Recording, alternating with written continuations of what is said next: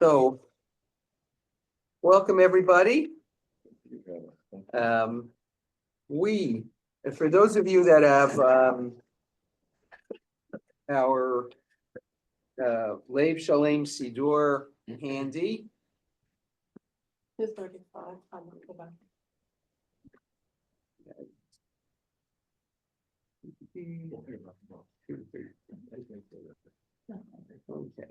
We are, as Celia noted, on page 235. We are at the third Mishnah, the third passage. And so I'm going to read the whole thing, just in case people don't have it in front of them. And it says, Antigonus of Socho received the tradition from Shimon the righteous. This was a favorite teaching of his. Do not be like servants who serve their master expecting to receive a reward. Be rather like servants who serve their master unconditionally with no thought of reward. Also, let the fear of heaven determine your actions. Okay. So we're going to break this down in bits and pieces, but I hope you were struck by the name of the person whose teaching we are studying. Okay, Antigonus is a wonderful Greek name, right?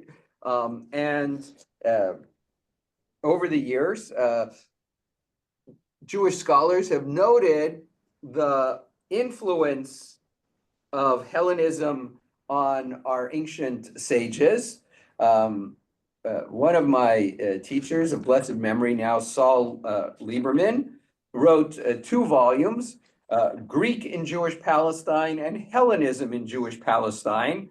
And it is because of those books that I learned, and have now forgotten most of, learned how to read ancient Greek, because Professor Lieberman of blessed memory would write a sentence in English, and then half a sentence in English and half a sentence would be Greek. And so his presumption was that if you were reading his work, you knew enough Greek in order to read it. Otherwise, there was no point in your reading his book or these particular books. Also, building on his work, Gerson Cohen, also of blessed memory, who was the chancellor of the Jewish Theological Seminary when I was there, built on Lieberman's work and gathered a lot more historical evidence from the post-biblical period, and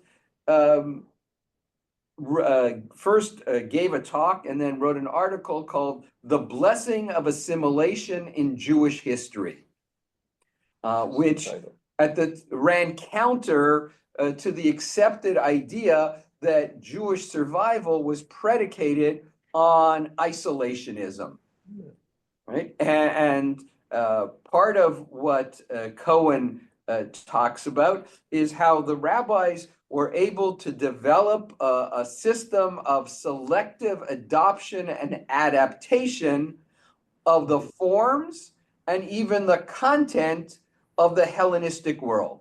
We talked a little bit about this last time when we talked about the Pesach Seder, which in structure is a Hellenistic banquet, but in content is essentially Jewish, and even those content elements that were carried over were reinterpreted. So, for example, the green herbs in salt water were a carryover from the banquet, wherein the banquet was bringing together the greenery, which represented the earth, and the salt water represented the ocean, was meant to reflect the totality of existence. And was also salty so as to make you thirsty to drink more wine, right? So we're all familiar with that, but we think about it, and it's, if I were to ask someone, why do we have salt water on the table? You would say to me, The tears that were shed. the tears that were shed. Isn't that special? Right? Right? But so there's this process of adoption and adaptation. If you were to walk around our synagogue, you will notice that there are a few plaques here and there. Right? And do you have any trouble reading those plaques? I have my glasses on. Okay. Do you have any trouble understanding what you read on those plaques? Because They're in English. they're in English. Aren't we a synagogue? Should our plaques and other notifications that we post on the wall be in Hebrew? But we don't speak Hebrew. Why not? Okay, no, I'm just teasing with you. Right? But if you were to go back to the 1st century of the Common Era, you discover that in the land of Israel, there were many synagogues, and the inscriptions that have survived from some of those synagogues are written in, they're written in Greek. Greek. Sometimes some are written in Hebrew, some are written in Greek, some are written in Aramaic. Right? Why are they sometimes in Aramaic and sometimes in Greek?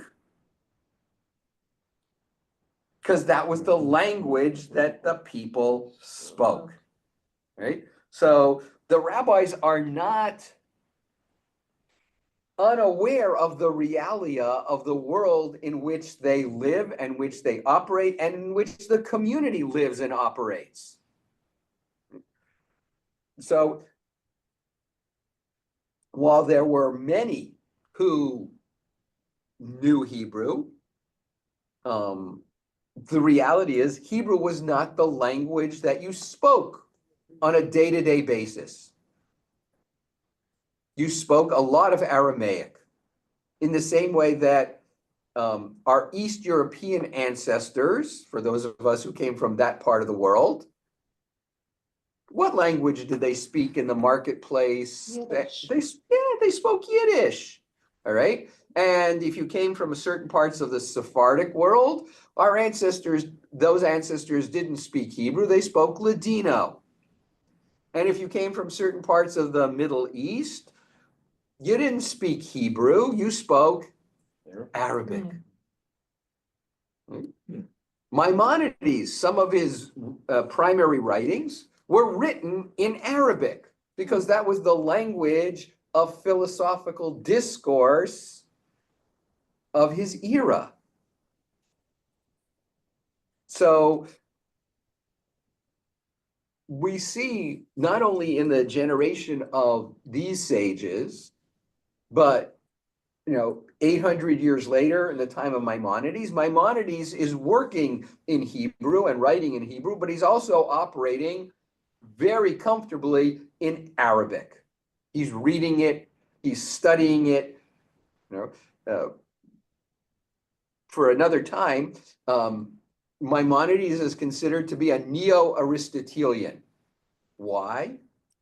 Say that word again. Neo-Aristotelian. He was an Aristotelian. He was a follower of the thought of Aristotle, right? Which was written originally in Greek and in during the golden era of the Arabic world was translated into Arabic so that everybody could read Aristotle in the same way that we read him in college, but probably in English, or what passed for English. Yeah, Arnie. This would be aside. But I always thought that Genesis, the first part of it was very Aristotelian, because each thing was functioning according to its own kind. Yes, you could say that reasonably, other than it predates Aristotle. Okay.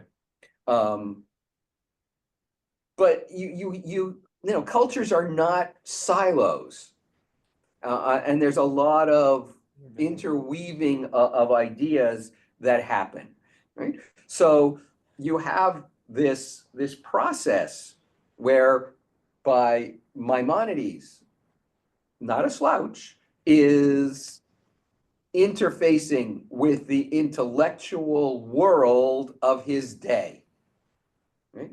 Fast forward to Germany in the in the 1700s, you have Samson Raphael Hirsch and Moses Maimonides, who are completely fluent in German, who are studying in German intellectual circles, and in fact,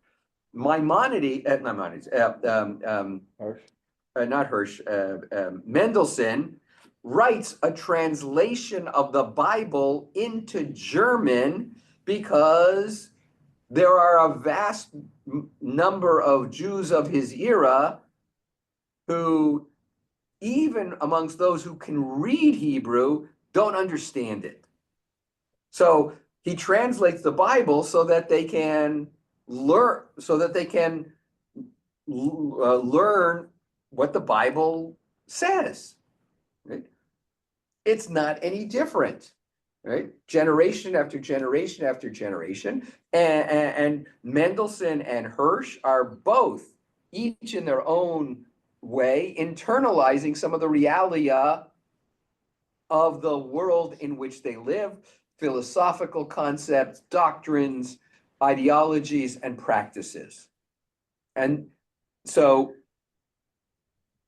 what we're discovering here, and we'll see how this plays out, is Antigonus is a product of his time, wherein having Greek names was not unusual and not even thought poorly of, right? We're getting to this holiday in about a month, all right? And who are the heroes of the holiday? Maccabees. All right, Judas Maccabeus. There's a you know, Matityahu is Mattathias. Well, Mattathias is Greek, right? These are the heroes of Jewish identity, right? Go back, so down the road, there's a lot of Hellenization that has crept in. The challenge is, how do you draw the boundaries? Rabbi Meir, who lives in the late first and early second century of the Common Era, said that the necessity of the Jewish world is to develop the ability to know how to appropriate the fruit while discarding the rind. Good quote. All right. What do you internalize? What do you ingest? And what do you spit out? I was thinking of the French Huguenots. I know that was on the top of your mind. Remarkably not. But they assimilated to such a degree that after a while, they became non-existent. That's the danger. That's the real danger. And in some ways, Maimonides writing his philosophical works in Arabic for Jews who are speaking and working and operating in Arabic is not any different than scholars today doing the same thing in English, or Hirsch writing in German, or Mendelssohn writing in German. They're trying to preclude drift to such a degree as to become unrecognizable. And the end of the Maccabean era, you have descendants of, Matityahu and Judah Maccabee and his brothers, who are unrecognizable or virtually unrecognizable as Jews. Okay. Why? Because they didn't develop that semi-permeable membrane or capacity that Rabbi Meir talks about. So part of what we're going to see in Antigonos's teaching is both reaction to, tell him I'll call him back. I apologize, sir. It's okay. We're gonna see some interesting interfaces beyond just the name, which sort of gives us a little clue as to what's going on in the world of Antigonos. Okay. I have a question which came from before. Reform Judaism, 1848, there was a big discussion when they wanted to change from the Hebrew to the German when it came to prayer. Yes, Why was there such a big discussion at that time when it's basically what you're saying it's been done before? because prayer was one of the things that didn't really change, Oh, okay. right? So our Yiddish speaking ancestors spoke Yiddish, but they prayed in Hebrew. Well, at least the men did. Okay. The women very often had Yiddish prayer books, right? Our ancestors who spoke Ladino primarily prayed in Hebrew. Same thing for the Jews in the Arabic world who spoke Arabic, but they prayed in Hebrew. Prayer in Hebrew was the ongoing, continuing thread that connected you to, quote, original authentic prayer and preserved continuity and enabled Jews to go from anywhere to anywhere and find familiarity in prayer. Okay, thank you. Did they understand? Oftentimes, no. But that's why you find prayer books that have, like ours does, Mhm. instead of English, picture on this side, Yiddish or German or Ladino or whatever the lingua franca of the people was. In the same way that, well, not in exactly the same way, but most, I'm sure you've all at one time heard me or some other rabbi talk about Rashi. Of course. Rashi sort of the preeminent Jewish biblical commentator and commentator on the Talmud. He lives in France. So what language do you think he spoke? French. He spoke French. In fact, French scholars today study Rashi because Rashi will often translate things into the vernacular of his day. So French scholars study Rashi to learn what the French word for something was back in the 12th century. Wow.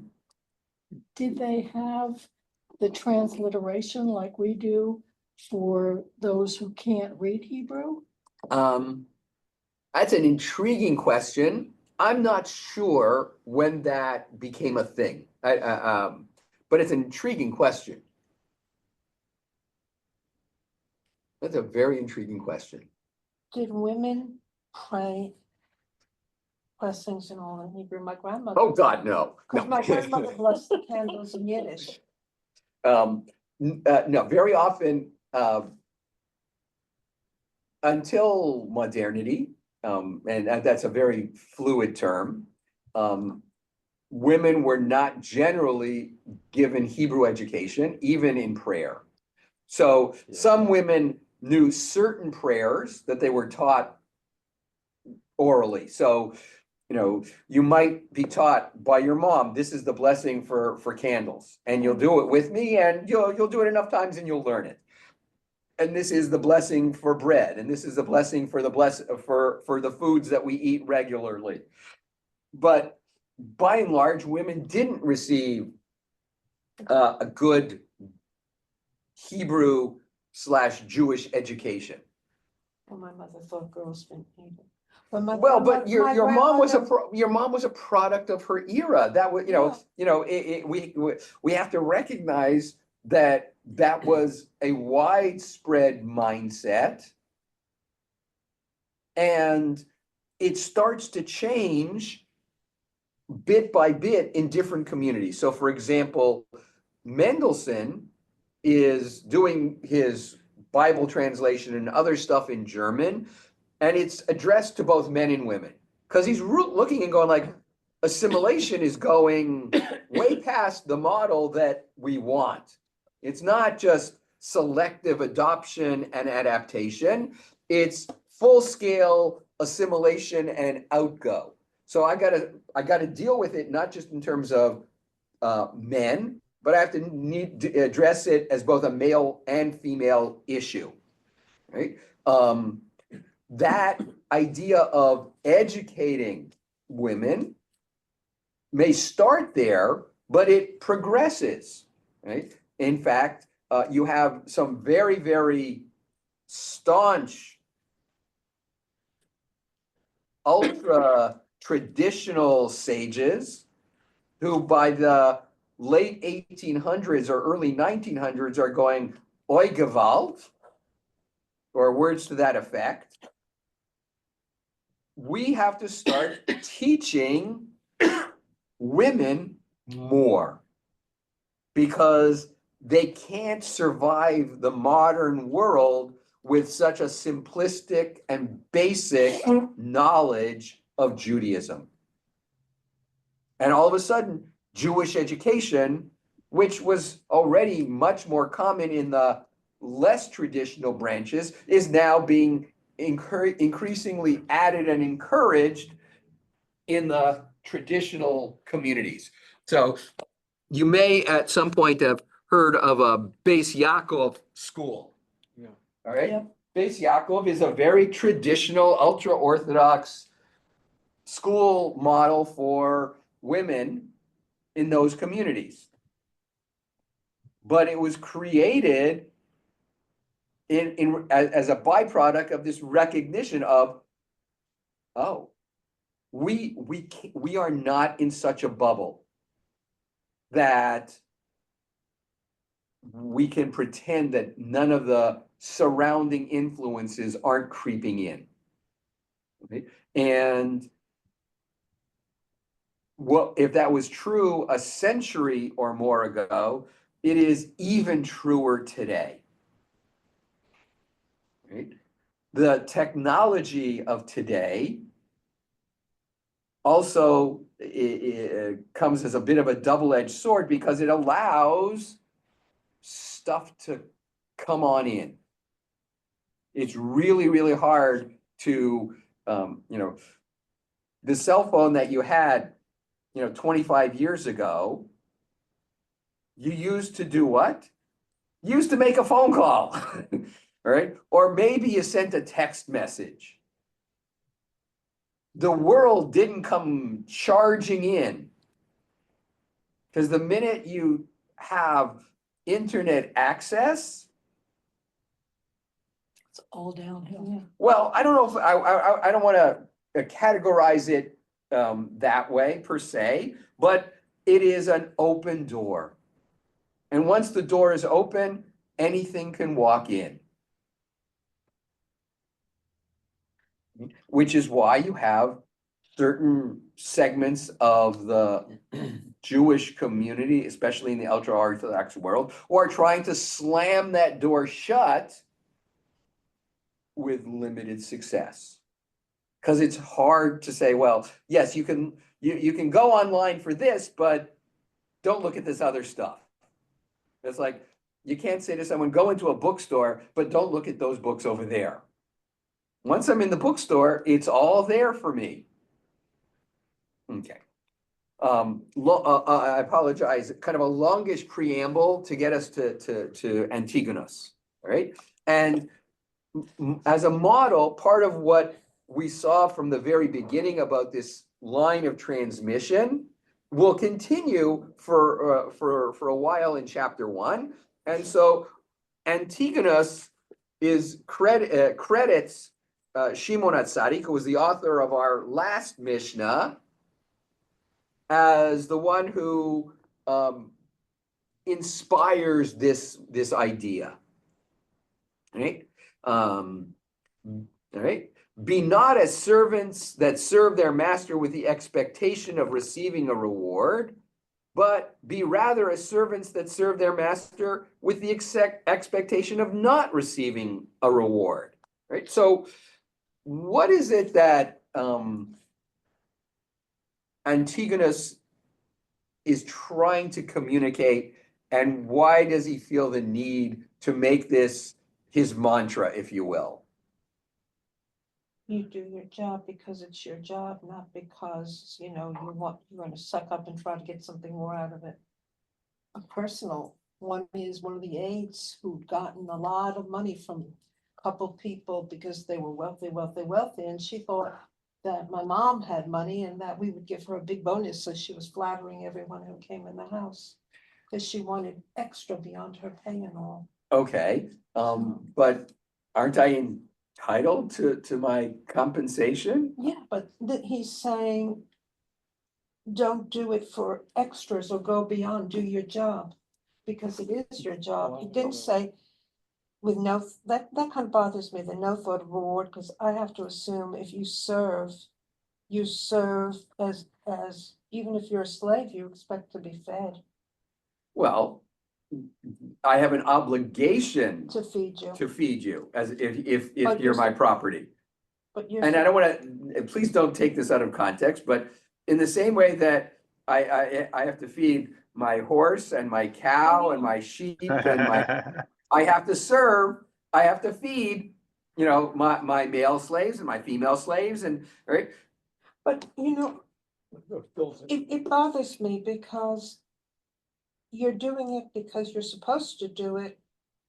But it'd be nice if a reward can be a simple, hey, you did a great job, and this paragraph just bothers me. Okay, we're gonna unpack this some more. Keep going. Arnie. I think this deals with religions of the time, and if you do the following, this is going to happen. And that will be your reward. Particularly when you're dealing with a group of people, like for example, in ancient Egypt, you're going to come back again, and you're going to be at a higher level than you are now. Well, when 90% of your people are enslaved, that's a very good way of controlling them. But in Judaism, you do it for the sake of doing it, not because your expectation is for a reward. Okay, so what is the it? Maybe that's the thing we need to define in order to make sense of this. The it in terms of what? I mean, how did I say it? I don't know that you said it or that you didn't say it. I'm sort of saying, what is the thing that we are doing? What service are we rendering, quote unquote, that we shouldn't expect a reward for? Covering the kitchen when the masons are out. You're You don't expect a No, that's too reward low. no, you're being too, specific. I was gonna say limited. I'm taking care of him more in poorer health. I don't expect anything for it. Okay, all right, I think we need to, I'm gonna, yeah, Arnie, and then You I'm do gonna, justly for the sake of doing justly. You're not doing justly because you're expecting a reward. okay, so, I'm gonna say yes, with an asterisk. Well, that's better than eh. Well, that's true. So Okay, so, Epictetus, who is late first, early second century Stoic philosopher, wrote the following. Know you that a good man does nothing for appearance's sake, but for the sake of having done right? Reward. Do you seek any greater reward for a good man than doing what is right and just? All right, so I thought you might, given that Epictetus kind of said the same thing you just suggested, right? But I think Antigonus wants us to go a little beyond that, right? If you, and I apologize for those of you that weren't here last week, because I'm going to refer back to something then, though most of these Mishnayot stand very easily and well on their own. What was a synonym for service? Slavery? No, in last week's discussion. Oh, Service was a form of worship, Oh, all right? Antigonus is not talking about, where you clock in from 9 to 5. Antigonus is much more interested in your relationship with God, oh. right? Don't do mitzvot just because you think you're stockpiling reward.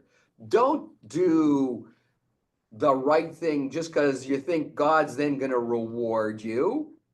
You should do it because you want to demonstrate your fealty and loyalty. Do it because you love God, not because you want something in return. Isn't that kind of what Arnie said?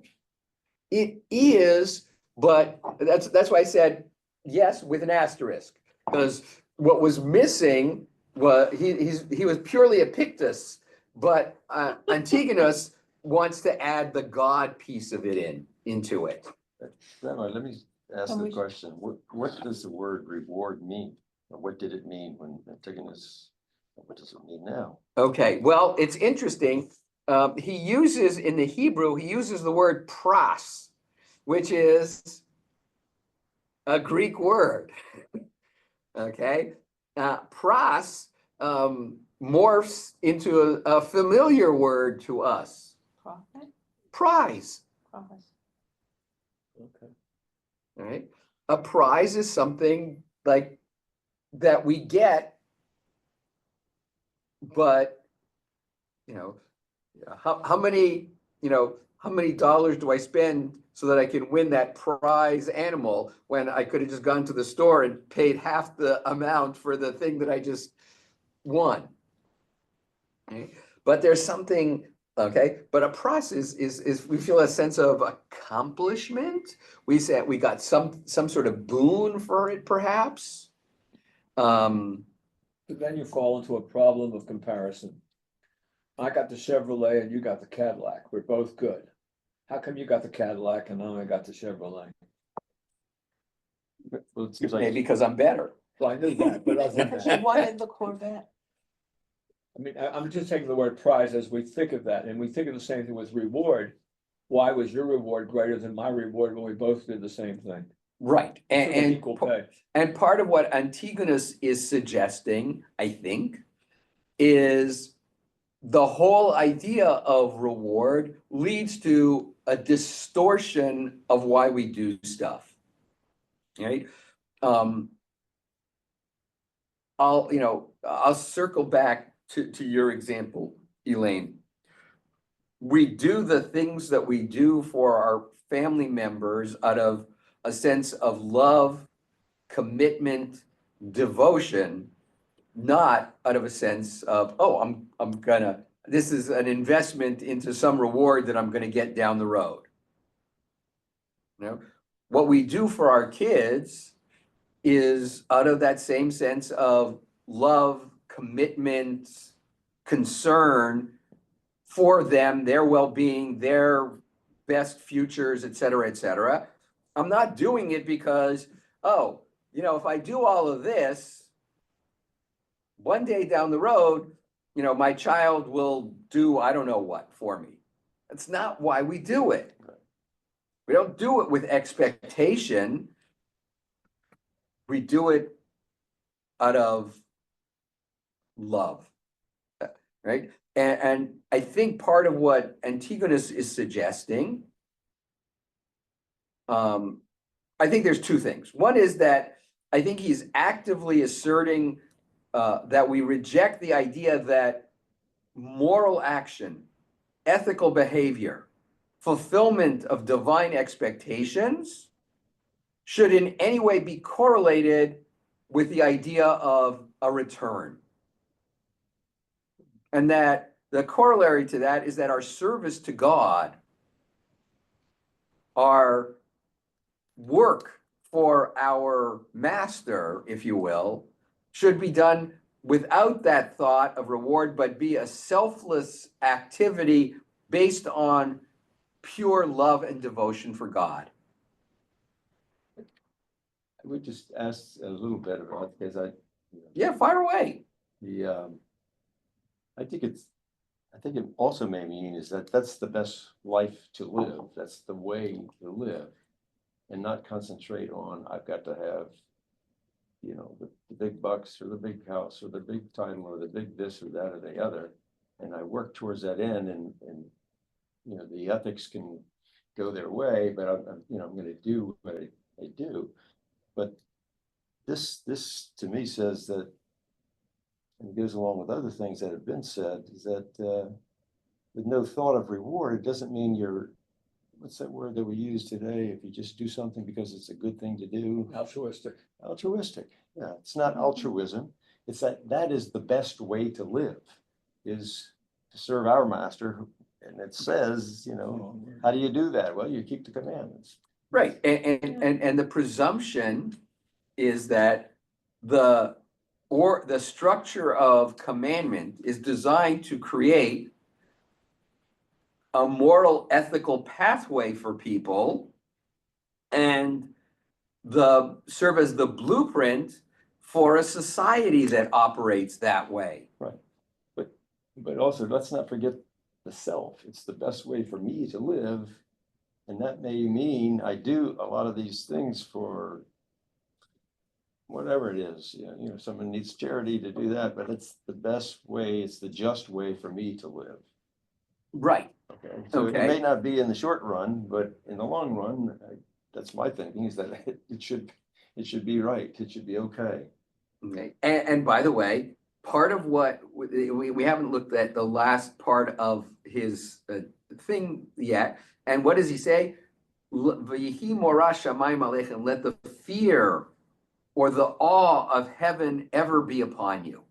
Right? The problem with the word morah is it's often translated as fear, but it also has the sense of awe, that you are kind of overwhelmed by an awareness of being in God's presence. And that ought to affect your behavior. And part of what I think he's trying to do is sort of distinguish his teaching as a Jewish one, separate and apart from Epictetus's Stoic philosophy, right? Where, yes, the good man does good because that's the right and just thing to do. All right, I'm echoing Sam now. Yeah. All right, and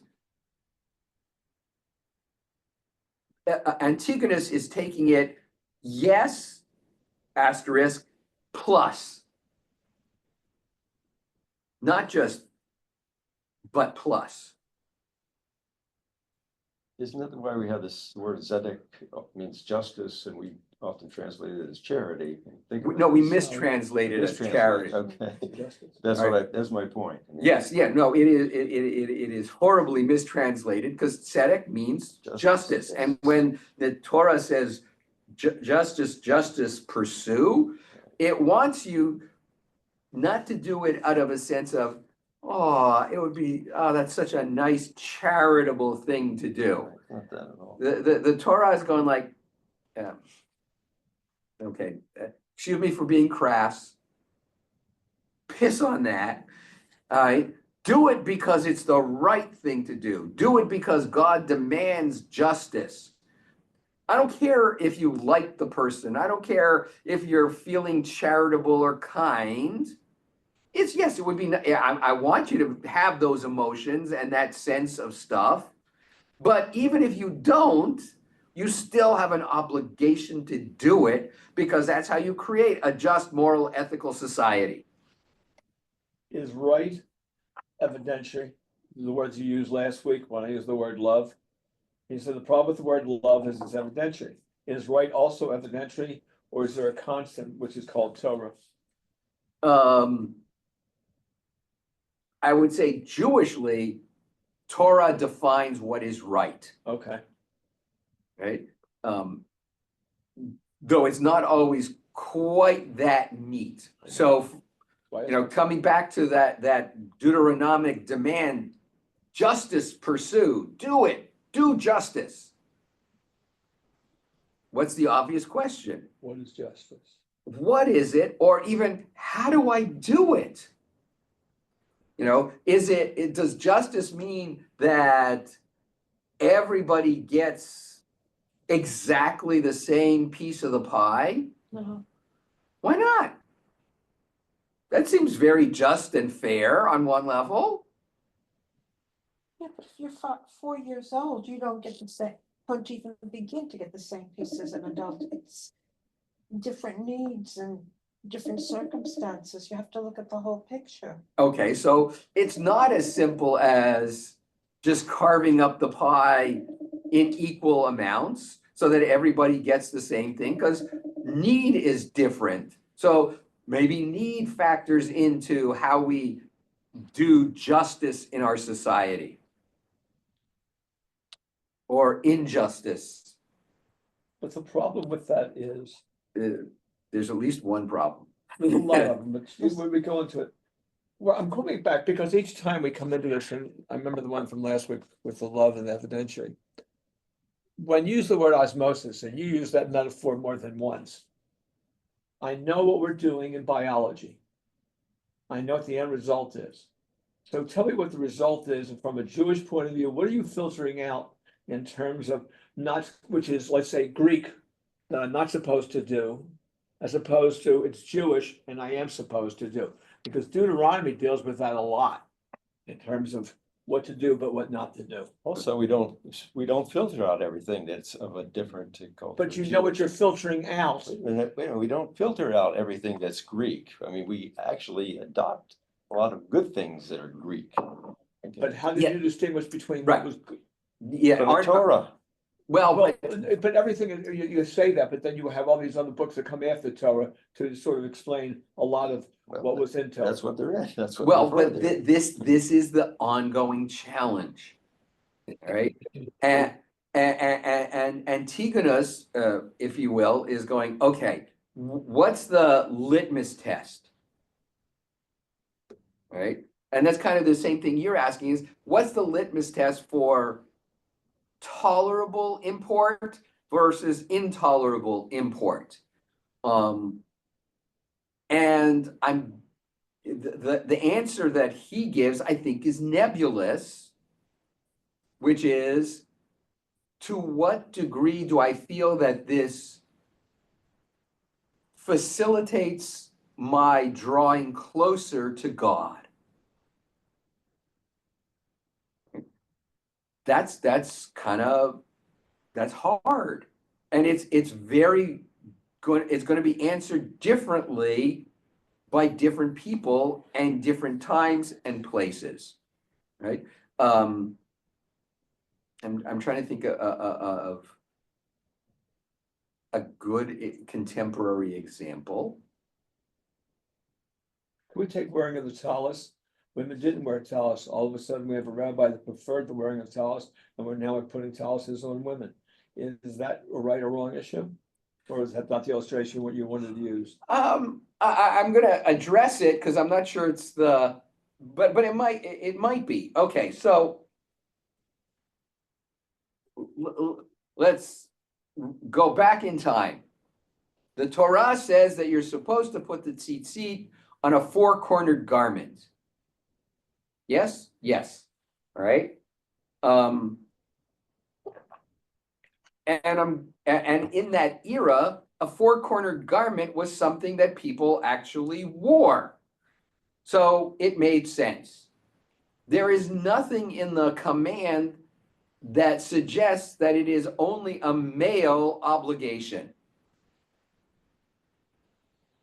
If anything, it's an obligation that's tied to the nature of the garment, such that if I'm not wearing a four-cornered garment, I have nowhere to put the tzitzit, therefore I don't need tzitzit, because it's predicated on a particular form of attire, Okay. right?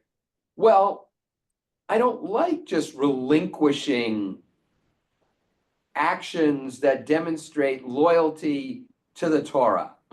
So I create a four-cornered garment which is designed to enable my performance of this mitzvah, Okay. right? Now, there are some who say, well, when I put on my talit in the morning and I pray, I fulfilled the mitzvah as articulated in the Torah. For others, they create a garment that that has four corners that's worn all day, so that the performance of the mitzvah is not just a time-bound activity, but a ongoing activity throughout the day, and enables perhaps the fulfillment of the verse later on in the paragraph that says, and you shall see them, meaning the tzitzit, and you'll be reminded of the commandments of the Lord your God. Right? So on one level, what's the purpose? They're a mnemonic device. They're there to remind you, oh, I have to live up to a certain code of behavior, and these things are here to remind me. Bill, give me half a second. I see your hand. In fact, there's this great little piece of a Gadata in the Talmud that tells the story of this rabbi who just roll with the story. I don't want to get too deep in the woods with this one, but he has gone to a house of ill repute, and he has contracted with one of the women in the house, and he is preparing himself, and he gets undressed, and he takes off his seat, and he puts them on the bed, and as the woman comes in and they're preparing for their evening activity, his tzitzit jump up and smack him across the face. At which point he says, "Oi, I know I shouldn't be doing it, but this is a sign from heaven." And he says, "No, I'm sorry." And that's, all right. He doesn't go through with his original plan. All right. And in one version of this piece of Agadata, the woman is so taken aback and then struck by his ability to restrain himself in that situation, just because he's reminded that he's in the presence of God, that she leaves her profession and converts to Judaism and eventually becomes his wife. It's a Hallmark card. It's a Hallmark movie for sure. This is a rom-com before they had such things. All right, but it takes that ureitem oto, you shall see them and be reminded that you are constantly in the presence of God, who has behavioral expectations of you, and his tzitzit, in order to help him, if you will, become alive and give him a smack across the face. Listen, what the heck are you doing? All right. Anyway, okay. So the verse. So the tzitzit become an enabler, if you will, a mnemonic device that serves a purpose beyond the fulfillment of it by doing it in the morning, right? I haven't forgotten about Bill yet, but I'm going to finish answering the talit question, right? Part of what evolves over time is the question of what is appropriate for someone approaching the Torah. Right? The Torah, in some ways, maybe even perhaps a little too much sometimes, is often seen as an expression of God's presence in our midst. It's why we stand when the ark is open, right? There's this sense of divine presence when we're in the presence of the Torah. All right. So when we're called to the Torah, the rabbis talk about what's appropriate attire for that moment, right? So, and this varies by community. So for example, can you come to the Torah wearing shorts? No, or yes, it depends on, it's situational. In some, you're not gonna say, well, you're at summer camp, you're not gonna take an aliyah to the Torah wearing short pants, because people wear short pants routinely at camp. So is it okay in that context, but maybe not in shul on Shabbat as a routine, regular kind of thing, right?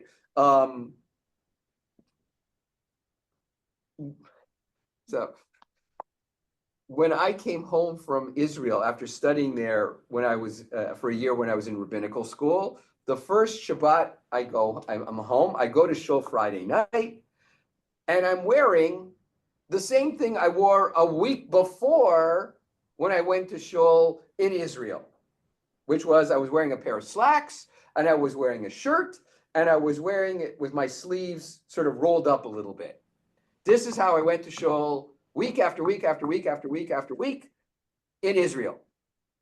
And I'm greeted and I'm chatting with the rabbi, and all he says to me is, David, this isn't Israel. And I'm going like, well, duh. Like, I know where I am. And I come home and I am talking to my mom about this, and she said, you know what he was telling you? And then it sort of dawned on me, oh, right.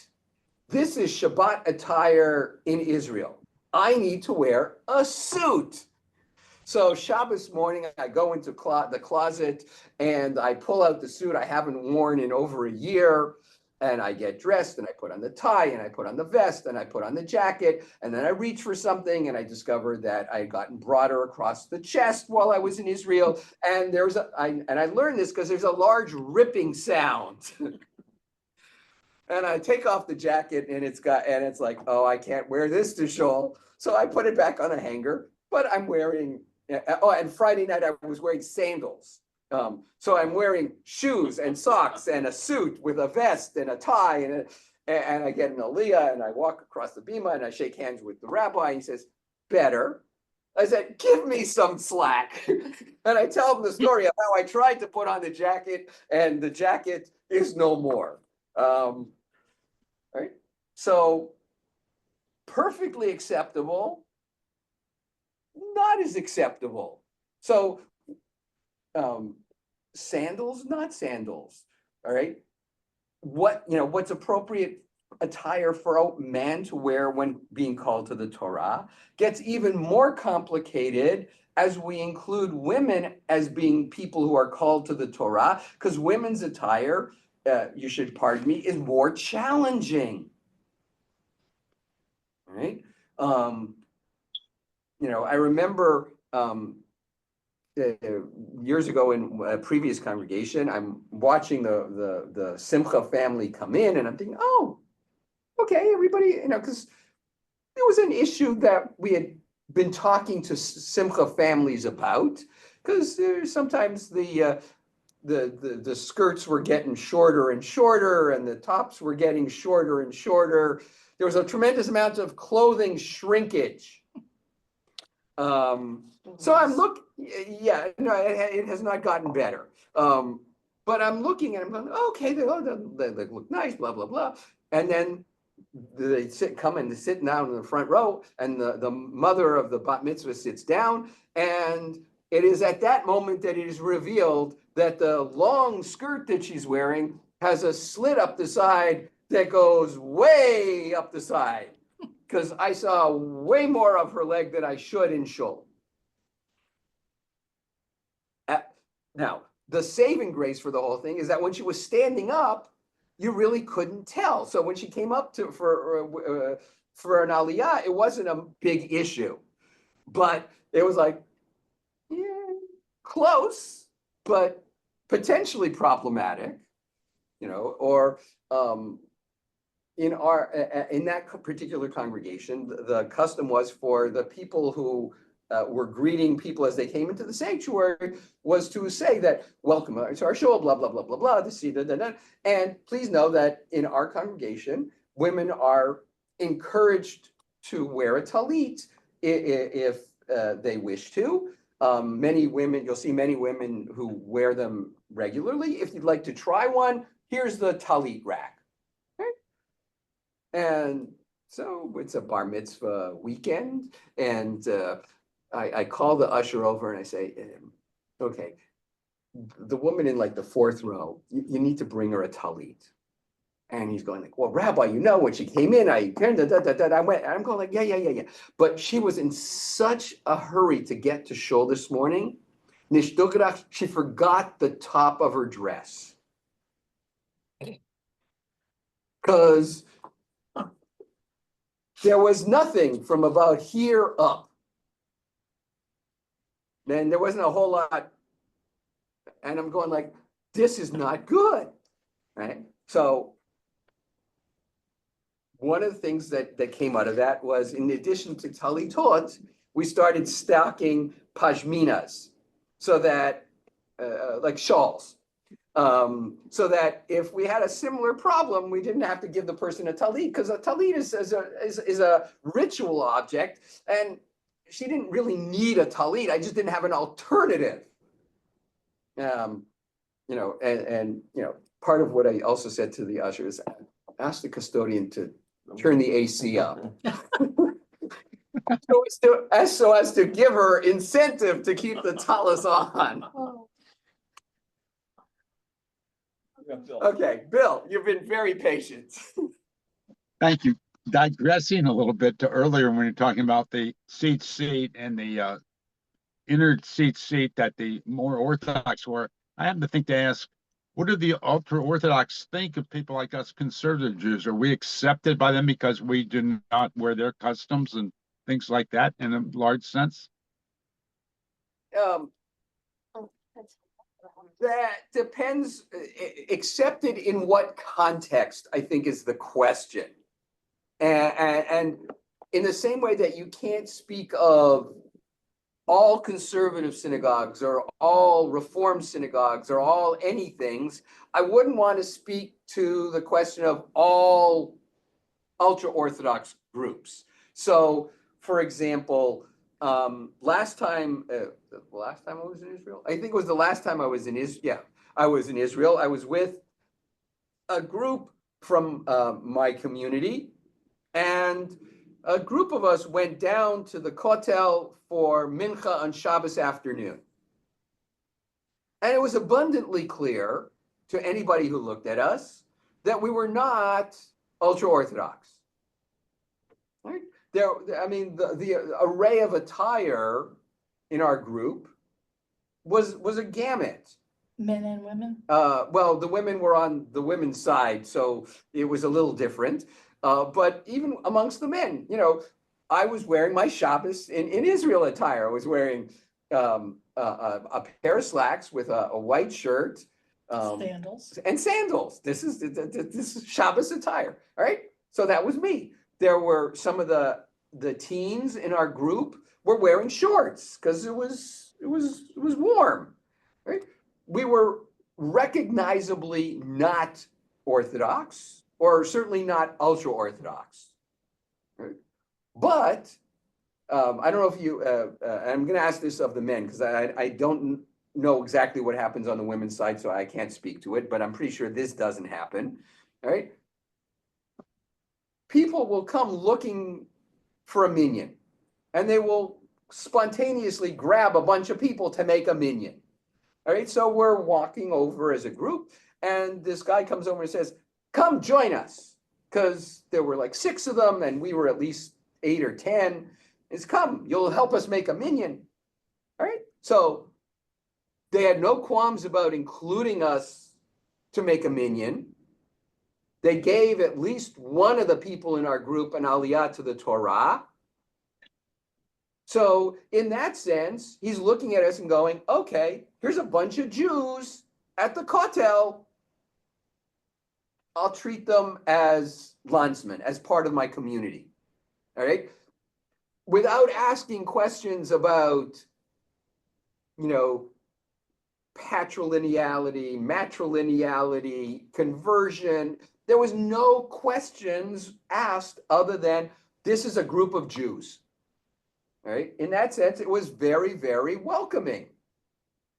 Now, I don't know what would have happened if we had wandered into a shul with this guy, right? And in fact, a group of us went to shul on Shabbat morning, and the reception was a little tepid at first. And, the guy comes over and says, we don't want tourists coming in on Shabbos morning. I said, no, we came to daven. We're going like, what? Apparently, this shul, it was kind of an interesting shul. It was originally in Italy, and they had literally moved the entire thing to Jerusalem. I've been in it before. Isn't that a beautiful synagogue? Absolutely. So when we were trying to pick places to daven, a group of us decided we wanted to go there. But we went there, and we arrived for the beginning, we were going to stay to the end, and we came to daven. Right? But while we were there, we watched as another group came in, sat for 15 minutes, and then left. And I'm going like, okay, now I understand why he reacted the way he did. But by the time we got to the Torah service, and we'd been there for well over an hour and we're showing no signs of departure, he gave some of the members of our group an aliyah. And the only question he asked was, are you a Kohen or a Levi? Did not ask, are you Jewish? All right. Again, presumption, if you're here, you're here. And you're welcome. So it's situational to some degree. Why do we only wear a talit when we read Torah? We're praying at other times. Because it comes back to what I said about what the discussion in the literature about what's appropriate when approaching the Torah, which is seen as a sacred expression of divinity. So what I do in row 3 matters less than what I do when I'm standing at the Torah. When I'm called to the Torah, there's a higher expectation of how I show respect to the Torah. Right? So when I'm in row 3, I stand up. But when I'm called to the Torah and to the reading of the Torah, then there's a higher expectation of acceptable attire. And I recognize that I've demonstrated that acceptable attire is a little fluid, but for me, acceptable attire means a talit.